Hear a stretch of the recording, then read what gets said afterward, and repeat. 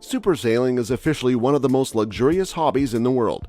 Luxury yachts are one of the most expensive asset purchases, and it's not just the initial capital that can reach tens to hundreds of millions of rupiah, which is high.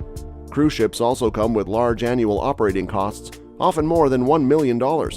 Mega Yacht Seasense is one of them, so let's get started and have a tour of it. The Mega Yacht for a reason. But his displeasure is only part of the process. Often when I'm working on a design project, the most important way to find out what you want is to remove what you don't like. The list of things not to do is amplified by its longer use of dark wood, and again, to the low ceilings to the so-called gym, which is nothing more than a cupboard with a treadmill, as Charles put it. Prototype design. But then rays of sunlight appear on the horizon. According to Charles, the first thing that caught their attention was the prototype design. They found a Dutch designer, Cor D. Rover, who was young and hadn't made many boats. This beach-style prototype had one main feature that caught the couple's attention: a large pool. Ultimately, it will help define the shape of the yacht, named Seasense, which Charles and Chloe will build over 4 years with Benetti and Rover. The interior design process took an entire year, not least because the couple scoured global design fairs for the best contemporary furniture out there, as Charles notes. The couple ended up getting their hands on pieces from designers like Holly Hunt and Walter Knoll, but also because of the technical challenges in the construction of sailing ships. But when you look inside a 6-cabin yacht, all that engineering work is well hidden, making it easy to find the luxury space, on solid ground. And designed to feel right at home, Charles and Chloe have always designed Seasense for personal use with their son, not for rent. The interior is super glamorous. The master suite bathroom combines large windows with light-colored stone to create an airy environment. The guest cabin deviates from the blue palette with bold red accents. Table chairs by Vincent Wolf, rugs by Tai Ping, and bed linen by Masani Home. Another guest cabin sticks to shades of blue on the Walter Knoll chaise lounge and the Tai Ping rug. The bar and sun loungers feature dining tables and side tables by Holly Hunt, dining chairs by Link Outdoor for Thomas Lavin, bar stools by Janice AC, and lounge chairs and sofas by Sutherland. Finally, the swimming pool. Counter-current swimming pool with water massage, combining pool and jacuzzi at the same time. All this is now also available for installation on cruise ships. A typical solution is to create an infinity pool with a floating feature. But if you have an idea not only to build a pond but also to decorate it with a fountain, then you should think about it. It is not enough to simply pump water through the nozzle and rely solely on pressure. It is important to take into account the movement of the yacht, that is, the strength of the wind. And finally, the pool that started it all. Instead of laying the teak flooring extending from bow to stern in the traditional way, Charles chose to lay it horizontally from the port to the right to give the illusion of more space. The chaise lounge, sofa, and round cocktail table under the overhang were created by Holly Hunt. The poolside sofa is a custom Benetti, and the lounge chairs and rectangular cocktail table were made by Link Outdoor for Thomas Lavin. The large stern pool, designed by Cor D. Rover, is the element around which the whole project revolves. The exterior lines and layout were worked out to maintain the interior volume and large exterior space that the owner wanted, a reflection of the designer. In the end, it was determined to be 67 meters long and 10.8 meters wide, with a back terrace which is a full 15 meters long and a 10 by 4 meter pool that can be closed and used as a basketball court.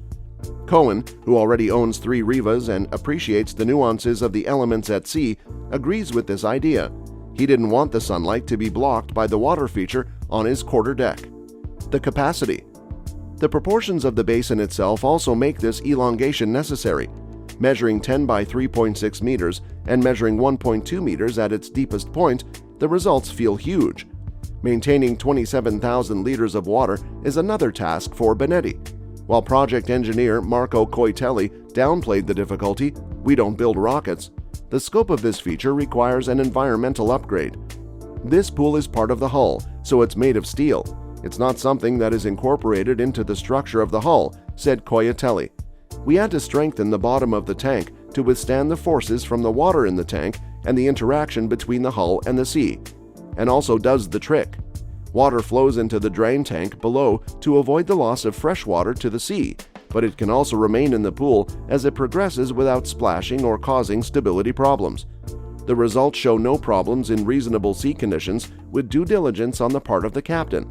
Their engineering work reduces the free water surface, so it can't build up the momentum to create the massive waves that would overwhelm the shore.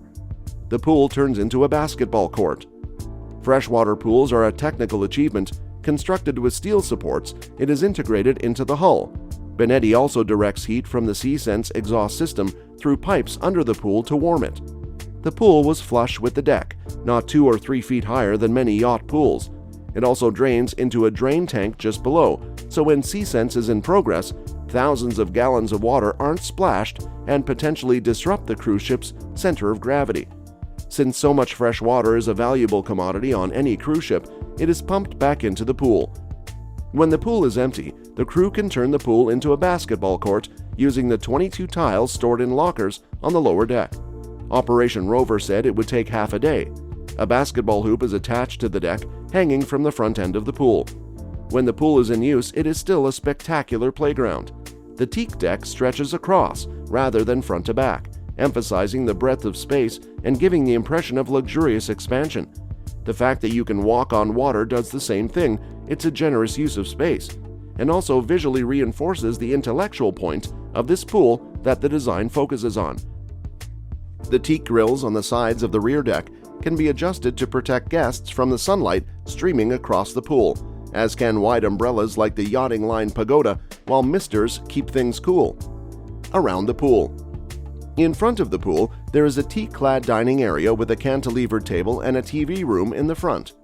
2 sets of sturdy sliding doors can divide the pool, dining, sitting area into 2 or 3 areas, or, if left open, create a large indoor-outdoor space that spans about half the length of the Seasense, over 30 meters.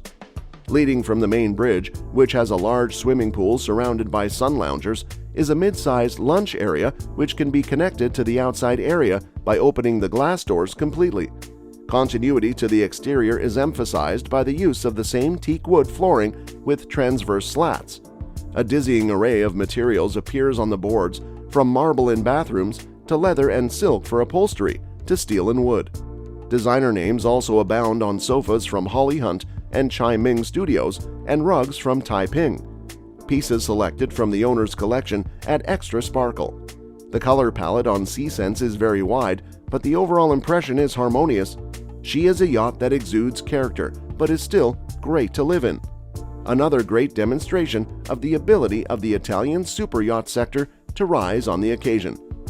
We hope you liked this video today. If you did, please click the like button and subscribe to our channel. Share this video with your family and friends. Please subscribe for more interesting content.